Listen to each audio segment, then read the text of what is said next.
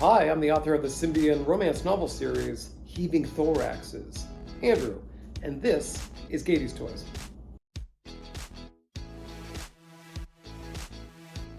On today's MIA 80s Ladies, we're going to be talking about Sectaurs, Warriors of Symbion, which is an action figure franchise around 1985, despite the fact that the figures were stamped 1984.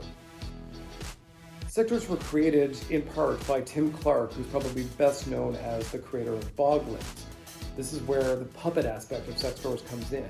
Each character was telebonded to a bug, sometimes large steeds, that you would put your hand into the toy, acting as the bug's fingers. The line itself was gorgeous. Each figure was, carefully painted and shaded, much more than its contemporaries, and likewise, like its contemporaries, they were very large, generally around 6 inches, but a big, hefty 6-inch. This meant that likewise, its playset, the Hive, was one of the greats, one of the monsters. It had to be scaled for these huge figures, and that it was. The Hive itself was really the MacGuffin of the series. All the characters, the different factions, wanted to find a Hive, which was apparently originally a lab from the people before the Sectaurs had evolved into some freakish scientific accident. This Hive would have had, what they would consider an ultimate power, probably just research on their origins. All of this would have been explored in the cartoon had it really gone on further than it did. What ended up happening was a simple 5-episode miniseries that if you missed it, you missed it, and you missed it forever. There are copies of it on YouTube. The quality's not great. This is where we talk about Stellara, who's got one L or two, and it's just where you think. She was aimed to be in the second wave, as we've talked about many times before. Of course, the line was big, ahead of its time, overly detailed. It was doomed to failure, especially when it was released in 1985 amidst peak He-Man, peak Transformers, peak G.I. Joe. Mosquito's chance in hell. Stellara's design was very similar to Dargon. Basically just blue armor, no pants, but the same blonde hair. It was Dargon with boobs, and it was a strange choice.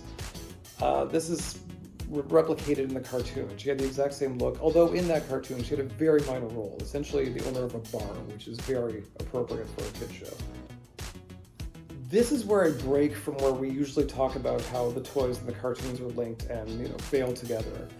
While the cartoon was very brief, the toy line was likewise very brief. They did have tie-in merchandise. Every, franchise at the time had cake pans, party supplies, coloring books, and comic books. This is where we really get into some interesting factoids. While Marvel had great success with its legendary G.I. Joe run, they decided to actually create their own imprint called Star Comics, specifically for Saturday morning cartoons. Each cartoon would probably get 4, maybe 5 issues before it got canceled. It was another tentacle in the marketing beast. Sectaurs got the same treatment. They were written by a writer named Bill Mantlo, who had quite the resume at Marvel already. This was not a resume job, but he went hard. I mean, compared to Care Bears or even Dino Riders, this was Game of Thrones level stuff he was pulling out. As well as sticking much closer to the series Bible, toyline Bible that Clark had envisioned, much more so than the cartoon had. The comic book really expanded the lore and expanded the character roster. It created a lot of new characters specifically for the comic books that were incredibly well detailed and fit much better in with the story in the sense that a lot of them had familial aspects to each other and the interpersonal relationships were much more rich, especially for something like this. This is where we come back to Stellara and her relationship to Dargon. It should have been probably, the romantic lead. And in a sense it was. In the comic book, she was interested in Dargon. Dargon was interested in Polana, who was the betrothed of his best friend, Zag. Meanwhile, Pinsor had a crush on Stellara, even though he was a bit of a daddy figure to her. So it was complex, it was dramatic, it was CW, it was incredible. It's worth noting too that Stellara had not only a very much improved design, different colors that differentiate her from the other characters who were part of kind of a royal entourage, but also that she was telebonded with a bug who had died. And it gave her a very complex, tragic story, and she really had to sort of grapple with the loss as well as the societal shame of doing this. Likewise in the comic, and it's worth mentioning here because they're not going to get their own videos, but like B'Elanna, there were other women created for the comic book, specifically Empress Devora, who would have been the big bad, largely cloaked in shadows for most of the comic book series, but would eventually be revealed in a very sexy design.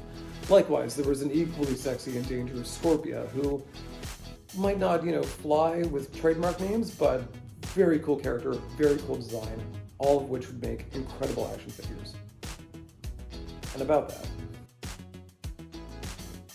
the final verdict's actually pretty good so far. No one was really screaming for Sectaurs toys for a long time, but there was a small company called Zyka Toys, who in 2021 did a Kickstarter. They did Dargon, Spydrax, some army builders, very cool line, very small, very aggressive magnetic feet.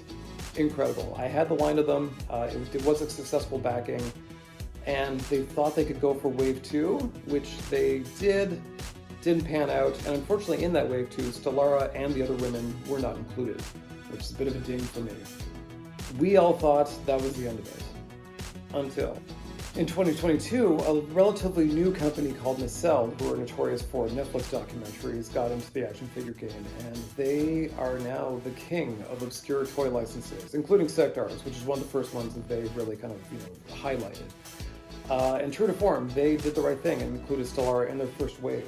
A wave of 2 with Dargon, but regardless, they did recreate her toy very well. Both she and Dargon are great recreations of the original, with different paints, slight tweaks, and a lot more articulation.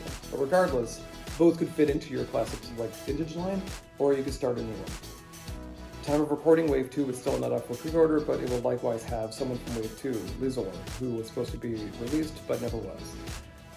Likewise, they're building a Nacelle-verse of all their properties, and in the marketing is Devora, the Empress of the villains, which would indicate that perhaps she is not only, intended for the line, but likewise that they have access to the Marvel Comics, which would be great if we could get Stellara in new colors, different head, as well as B'Elanna, Scorpia, and even, say, the Beetle chick from that cartoon episode.